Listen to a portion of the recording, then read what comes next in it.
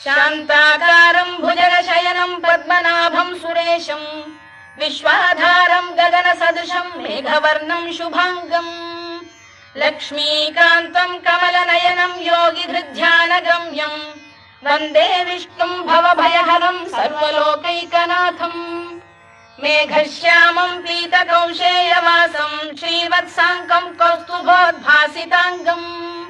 पुण्योपेतं पुण्डरीकायताक्षं विष्णुं वन्दे सर्वलोकैकनाथम् नमः समस्तभूतानामादिभूताय भूभृते अनेकरूपरूपाय विष्णवे प्रभविष्णवे सशङ्खचक्रं सकिरीटकुण्डलं सपीतवस्त्रं सरसीरुहेक्षणं